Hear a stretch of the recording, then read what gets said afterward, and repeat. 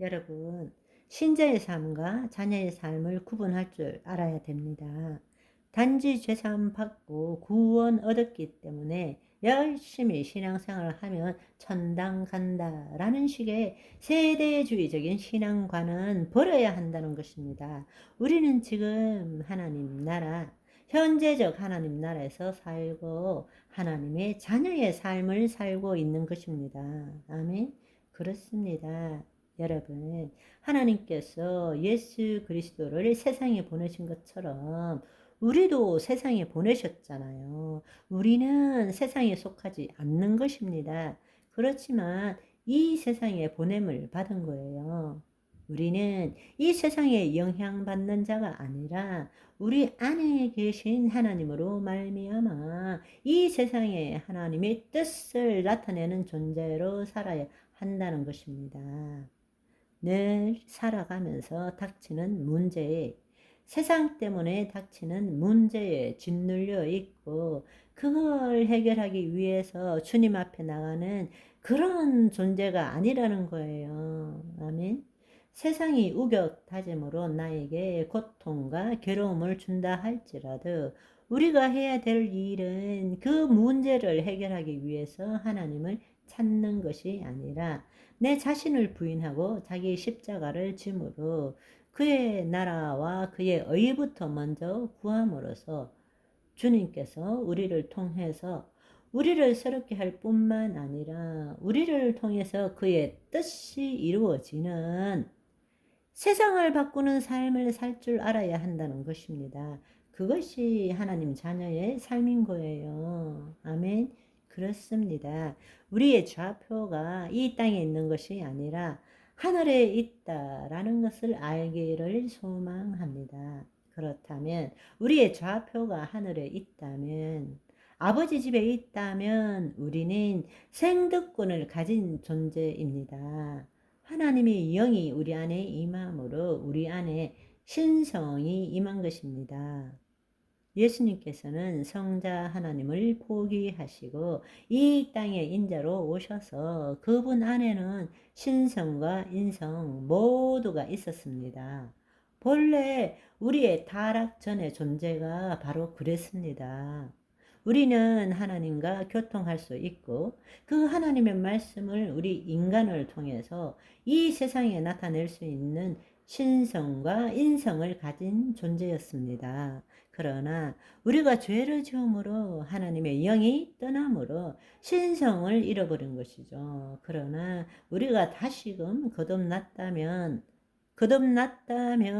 우리 안에 신성이 다시 임한 것입니다.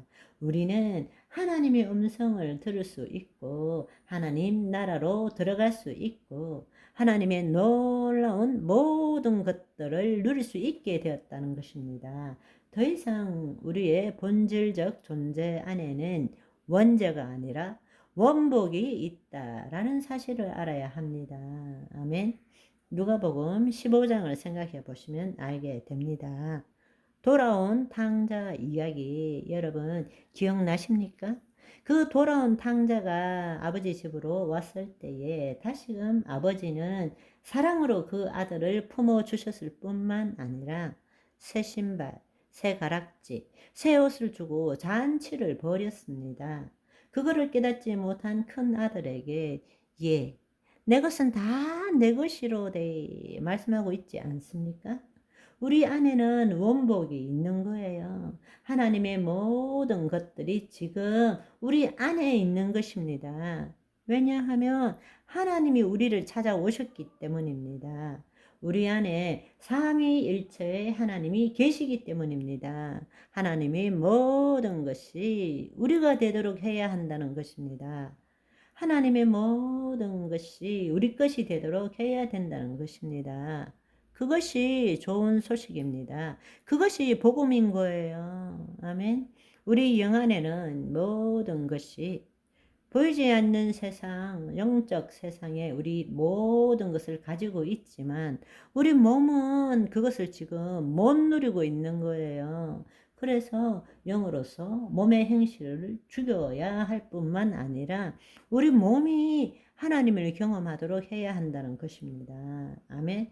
그것이 생득권으로 주어진 거예요. 우리가 노력해서 하나님께 사랑을 더 받고 우리가 기도해서 하나님으로부터 뭔가를 얻어내는 것이 아니라는 것입니다.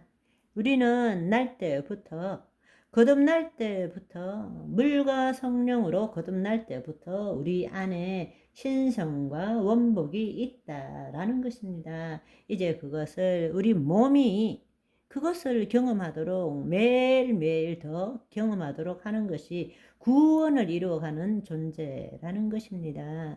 그런데 우리는 여전히 자신의 생각과 감정이 나라고 믿고 있는 거짓자가 나라고 믿고 있기 때문에 늘 죄책감, 수치심, 두려움, 결핍, 부족, 욕구로 상실감, 공허함으로 우리는 늘 괴로운 삶을 살고 있는 것입니다.